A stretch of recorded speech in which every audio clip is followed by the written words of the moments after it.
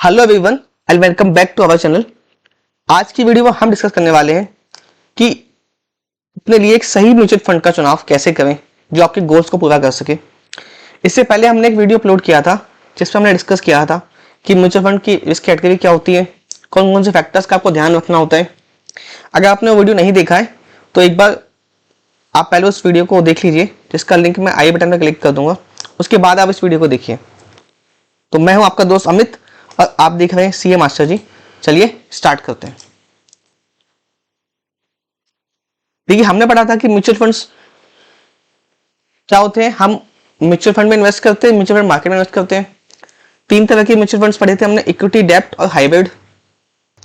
हमने तीन कैटेगरी पढ़ी थी म्यूचुअल फंड्स की। वन है लार्ज कैप, मिड कैप और तीसरा है स्मॉल कैप। अब हमने कुछ फैक्टर्स के बारे में पढ़ा था, जैसे कि expense ratio, entry exit load क्या होता है, standard deviation, Sharpe ratio, beta and portfolio turnover ratio.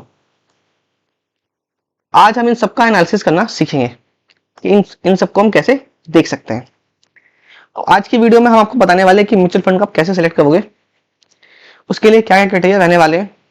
हम ऐसे म्यूचुअल फंड को सिलेक्ट करेंगे जिन्होंने पिछले 3 साल में अपने बेंचमार्क को मीट किया हो, जिनका एक्सपेंस रेशो 1% से कम हो, जिनकी म्यूचुअल फंड की जो एज है वो 5 साल से ज्यादा पुराने हो। इसके अलावा इनका जो एसेट मैनेजमेंट है वो 5000 करोड़ से ज्यादा हो। और इसमें हम सिर्फ डायरेक्ट ग्रोथ वाले प्लान की बात करेंगे, इनडायरेक्ट ग्रोथ प्लान की बात नहीं करेंगे। तो हम तीनों म्यूचुअल फंड की बात करेंगे, इक्विटी, डेब्ट और हाइब्रिड। तो हमने कुछ म्यूचुअल फंड लिस्टेड किए हैं वो इस प्रकार से। सबसे पहले हम बात करें फ्लेक्सी कैप कैटेगरी के अंदर।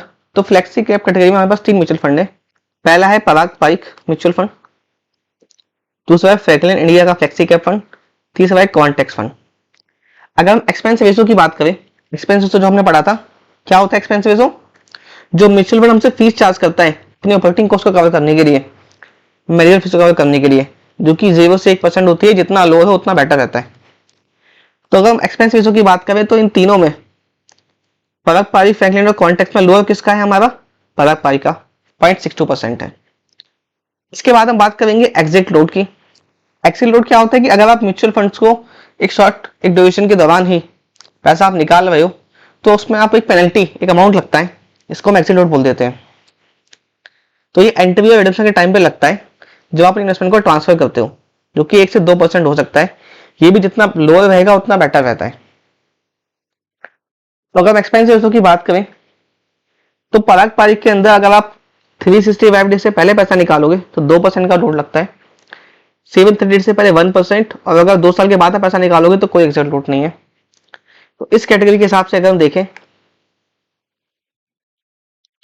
तो जो हमारे बाकी दोनों म्यूचुअल फंड है उनमें हमेशा 1% का एग्जिट लोड मैक्सिमम लगता है। तो यहाँ पे फ्रैंकलिन और कॉन्टेक्स दोनों ही टैक्स को पास करते हैं। देन नेक्स्ट है 1 ईयर का एवरेज रिटर्न। 1 ईयर का एवरेज रिटर्न की बात करें तो सबसे ज्यादा रिटर्न हमें किसने दिए? पराग पारिक फंड ने दिए। 5 ईयर के रिटर्न की बात करते हैं तो वहां पर भी पराग पारिक और कॉन्टेक्स दोनों का जो रिटर्न है, कॉन्टेक्स का रिटर्न 28% है। अगर हम एनएवी की बात करें तो अभी सबसे कम एनएवी जो है वो कॉन्टेक्स फंड की है। अब ये जो एनालिसिस है, ये एनालिसिस आप कैसे कर सकते हैं, कहां से आपको रिटर्न मिलेगी, मैं आपको उसके बारे में बताता हूं। तो सबसे पहले आपको जाना है, यहां पर आपको टाइप करना है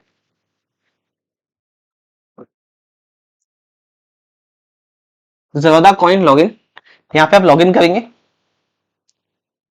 क्योंकि मेरे पास ज़ेरोधा का अकाउंट है इसलिए मैं ज़ेरोधा से बता रहा हूँ। जो भी आपका म्यूचुअल फंड जहां भी आपने अपना डीमैट खुलवाया वहां पे आप जाके लॉगिन कर सकते हैं। जैसे मैंने यहाँ पे लॉगिन किया, मेरे पास अभी एक कोड आएगा, उस कोड को मैं डाल देता हूँ। करेंगे तो आपको यहाँ पे सर्च का ऑप्शन दिखेगा जिसमें जाके आप फंड का नाम टाइप कर सकते हैं। जैसे मैं टाइप करता हूँ पराग Pareek flexi cap fund.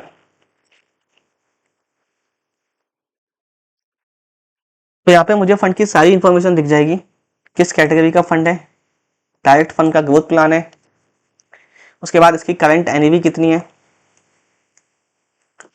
Fund ने पिछले 1 ईयर में, पिछले 3 साल में, पिछले 5 साल में कितने रिटर्न दिए, मिनिमम इन्वेस्टमेंट क्या रहेगी, फंड का एसेट मैनेजमेंट टोटल कितना है, क्या एक्सेट लोड है, क्या एक्सपेंस रेशियो है। इसके अलावा अगर मैं इस फंड को किसी और से कंपेयर करना चाहता हूँ, जैसे मान लीजिए मैं इसी फंड को यहाँ पे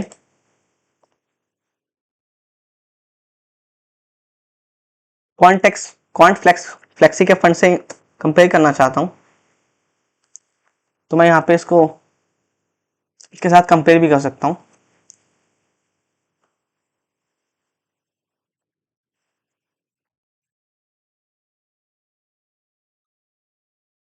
तो आपको दोनों फंड की इंफॉर्मेशन दिख जाएगी। क्वांट में मिनिमम इन्वेस्टमेंट कितना चाहिए, पराग पारिक में कितना चाहिए, दोनों की क्या कैटेगरी है, दोनों का एसेट मैनेजमेंट कितना है, दोनों के रिटर्न्स में क्या डिफरेंस है,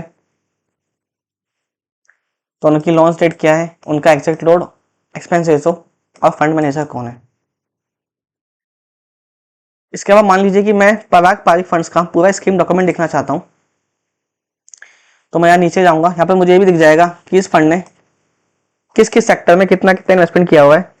जैसे कि फाइनेंशियल सेक्टर में कितना इन्वेस्टमेंट है, 23% का है, फॉरेन सिक्योरिटी में 15% का है, ट्रैप में 10% का है, कंपनी वाइज में यहाँ पे देख सकता हूँ कि HDFC में 8% की इन्वेस्टमेंट है, ट्रस्ट में 10% की है। तो सारी इन्फॉर्मेशन मुझे जरूर आगे पोर्टल भी दिख जाती है। इसके अलावा मैं यहाँ से स्कीम डॉक्यूमेंट पर जाकर इसका स्कीम डॉक्यूमेंट या फैक्ट शीट भी डाउनलोड कर सकता हूँ। जैसे मैंने ऑलरेडी डाउनलोड किया है तो आपको दिखा देता हूँ। कुछ इस तरह की आपको फैक्ट शीट दिख जाएगी जो कि फरवरी मंथ के लिए मैंने डाउनलोड किए। तो यहाँ पे जितने भी फंड्स होंगे पराग पारिक के, जैसे कि मैं फ्लेक्सी कैप फंड की बात कर रहा हूँ तो ये पेज नंबर 4 पे दिया है, सबकी फैक्ट शीट आपको मिलेगी। देखिए फैक्ट शीट के अंदर क्या क्या इन्फॉर्मेशन होती है। फंड का नाम क्या है, पराग पारिक फंड्स है। फंड का ऑब्जेक्टिव है लॉन्ग टर्म ग्रोथ देना। जैसे कि आप देख भी होंगे यहाँ लिखा हुआ है कि ये स्कीम उन लोगों के लिए सुटेबल रहेगी जो 5 साल या उससे ज़्यादा इन्वेस्ट करना चाहते हैं। फंड मैनेजर का नाम लिखा होगा यहाँ पे, उसकी अलॉटमेंट डेट लिखी होती है, उसके बाद कितना एसेट मैनेजमेंट है, कितनी एसेट है फंड की वो भी लिखी है। ये डेटा सारा फरवरी का है। एनएवी कितनी आ रही है वो भी यहाँ पे मेंशन होता है, कितना एक्सपेंस रेशो है फंड का, और जो मैंने एग्जिट लोड बताया था आपको उसकी इन्फॉर्मेशन भी सारी की सारी, ये जो इन्फॉर्मेशन है ये सारी इन्फॉर्मेशन मैंने यहीं से डाली है।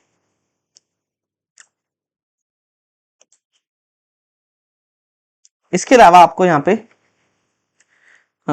इंडस्ट्री वाइज एलोकेशन जो कि पोर्टल पे भी दिख रहा था वो भी सारा का सारा देखने को मिल जाएगा कि बैंक में कितनी % की इन्वेस्टमेंट है बैंकिंग सेक्टर के अंदर,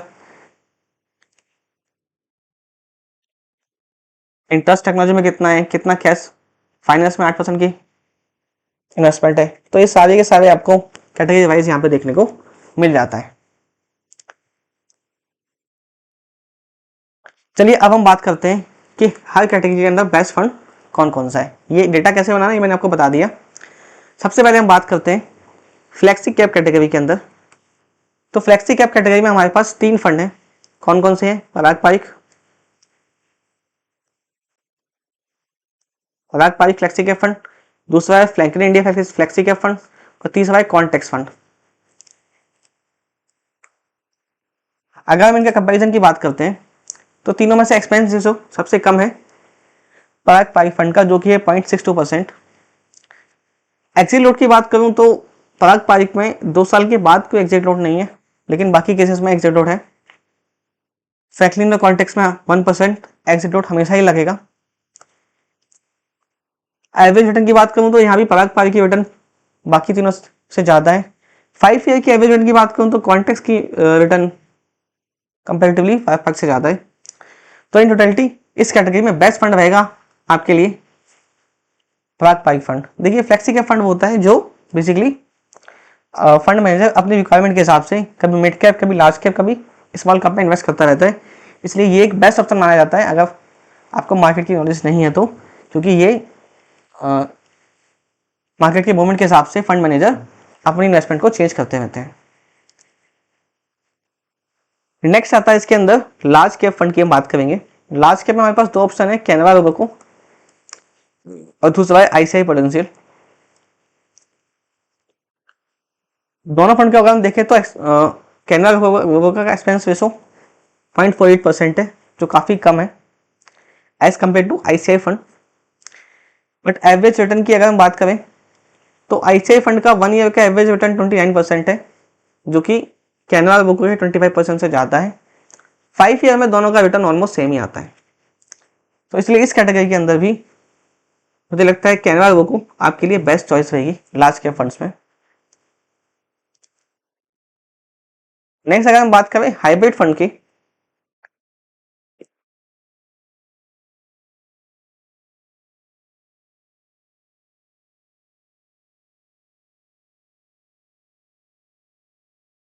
तो हाइब्रिड फंड में हमने एक ही ऑप्शन लिया है जो कि है ICICI पोटेंशियल। हाइब्रिड वो होते हैं जो इक्विटी और डेप्थ दोनों में इन्वेस्ट करते हैं।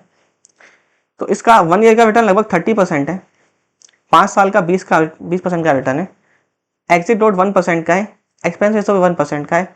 तो हाइब्रिड फंड्स के लिए बेस्ट चॉइस है। देखिए ये सिर्फ एक एनालिसिस के बेस पे मैं आपको रिकमेंडेशन दे रहा हूँ, ये कोई भी इन्वेस्टमेंट एडवाइस नहीं है, this is the only comparison.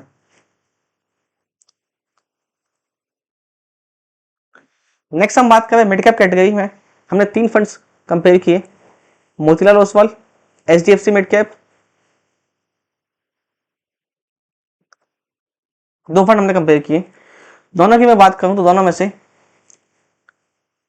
Motilal Oswal का एक्सपेंस रेशो कम था और इसका एवरेज रिटर्न भी ऑलमोस्ट HDFC मिड कैप के बराबर है। तो इसमें बेस्ट ऑप्शन रहेगा Motilal Oswal fund. Last category में हम बात करते हैं अगर स्मॉल कैप फंड की, तो 2 ऑप्शन है, HSBC और HDFC। HSBC का एक्सपेंस रेशो कंपेयर टू थोड़ा कम था और रिटर्न भी इसके ज़्यादा थे, 49% 25%। इसलिए इस कैटेगरी में बेस्ट म्यूचुअल फंड रहेगा आपके लिए HSBC म्यूचुअल फंड। तो ऑलमोस्ट सारी कैटेगरी के बेस्ट फंड्स मैंने आपको अपने एनालिसिस के तौर पर बता दिए हैं कंपैरिजन करने के लिए। बाकी आप स्क्रिप्ट डॉक्यूमेंट डाउनलोड करके खुद ये सारा कंपैरिजन बना सकते हैं और कर सकते हैं और अपने ऑब्जेक्टिव के according best mutual fund select कर सकते हैं। वीडियो कैसा लगा कमेंट करके जरूर बताइए और इसे अपने फ्रेंड के साथ शेयर कीजिए। Thank you.